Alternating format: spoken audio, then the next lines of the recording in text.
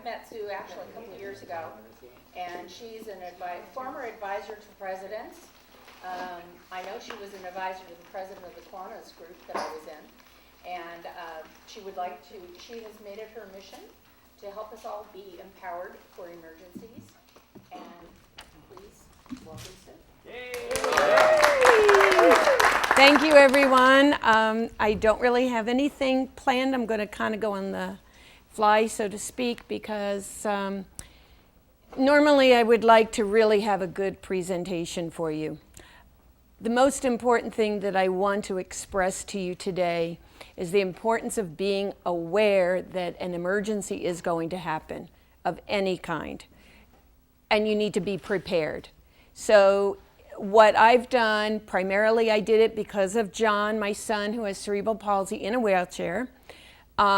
Way back when the Northridge quake happened, he was not in his wheelchair. However, it didn't matter. I needed to be prepared. I was by myself regarding preparation. I had a spouse that just went about his own business, doing his own thing. And I thought, you know what? I have to be ready to take care of John and myself. So, and I watched the news, and I watched everybody when we had those fires. And we live in Simi, the fires surrounded us. It's like, wow, what do you do? And you see on the news people gathering things up in their white trash bag, and I said to Johnny, I do not want to be one of those people that have to grab water or food and put it in a trash bag. I want to be prepared. I had neighbors laugh at me when I had a sock around my mouth, and I'm loading the top of our vehicle with legal stuff, medical stuff, but I had everything organized in boxes. So I did not have to go all around my house and say, oh my God, where's my insurance stuff? Where are my legal papers that I'm going through? Where, I had everything prepared. So it might have looked like a lot, but and people laugh, Susie, why are you doing that? Nothing's going to happen. Look, we're fine. Well, next thing you know, I heard on the news that they were going to shut down some of our ways to get out of Simi. Yeah. And I called the police department, and I got yelled at a couple of times because we'll let you know, we'll send somebody down your street. Well, I'm not interested in that. I'm interested in being prepared, and I want to be ready to already get out. I'm not going to be in the back of the line when everybody's leaving Simi. I want to be in the front of the line. So being in the front, I'm telling you all, it is really important. We're emergency supply packs. It's a one-person 72-hour backpack, and it has your water pouches. You have a food bar. The food bar is 2,400 calories. You don't eat it all at once. You don't drink your water all at once. You ration it out over the 3 days. And we also have room in the backpack, so if you want to add any extra or you want a different kind of food, you put your own thing in there. You have a flashlight, batteries. One of my suggestions, it's a very important suggestion, do not keep your batteries in your flashlights, in your radios. Anything that takes batteries, keep them out. The batteries drain.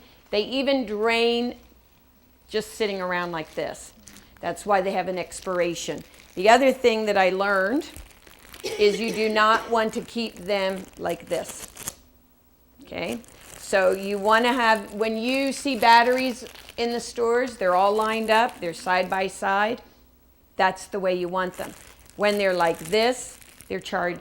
Yeah, they're losing their charge. So whatever you do, do not do this. We have a mask. It's actually 3 masks in the bag. Again, I put a sock around. That was all I had. It was very difficult to keep tying when even the sock was this long. It was still hard, So we put in a mask. We put in a utility bag. This has a poncho.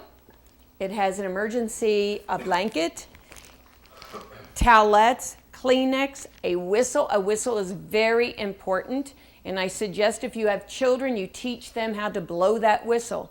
If for any reason they're not around you, you get separated, thank you, they get separated, you need to teach them to blow that whistle because their voices are not going to be strong enough. Gotcha.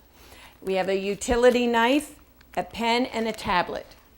We have a 70-piece first aid kit. There's everything that you would need, including a guidebook on how to take care of a small emergency wound. It's not for anything else. We have a snap light. Your snap light goes for 12 hours. Snap, very good to carry. If anything, get yourself a couple of these and put them in your car. We suggest that you have a backpack in every place that you're going to be, because obviously you don't want to carry this around.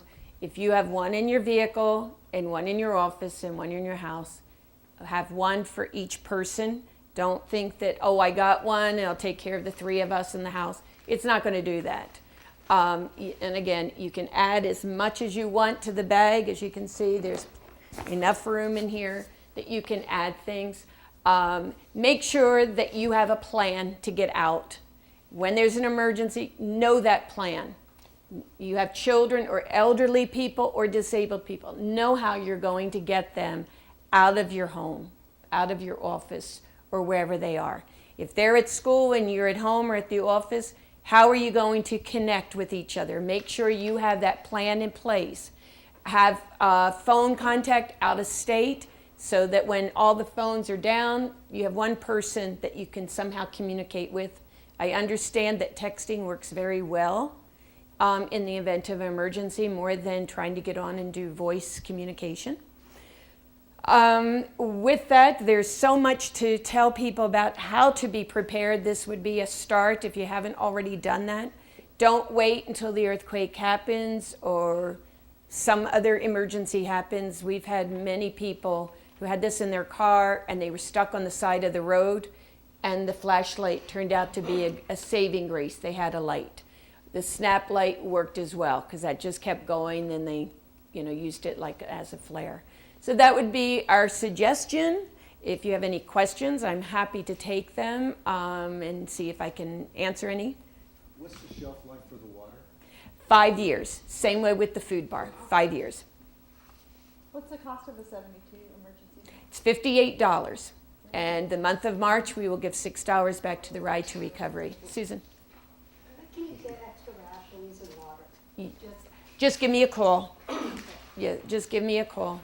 I believe it was in the 60s here in Seymour. I think it was before I went to college.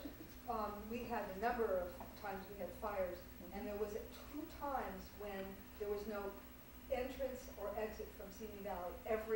Everything was completely closed off, and my mom was stuck in the valley and totally freaked out that her kids were, at home. Somewhere else. Right, we were at school, and it was awful. And, being prepared would have probably given her some peace of mind.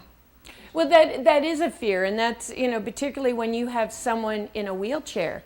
Because if for some reason, I think that Northridge quake, a lot of things in our home kind of danced across, your refrigerator danced across the room. We had wine glasses that came from the corner of the cupboard, went across the room, and actually landed upright. Did not get cracked or anything. It was amazing. And they were from Hawaii, so maybe that meant something. They were etched, Ben. They were etched.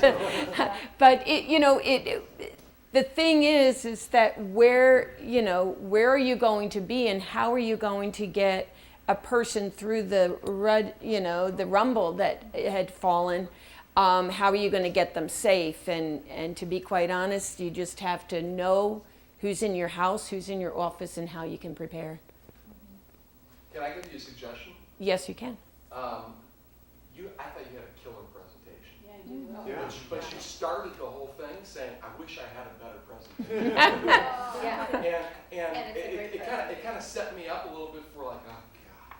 But I thought it was so good. You know this backwards and forwards. You don't need to have any big presentation, Yes, right? it is. This was Okay. your presentation was really good.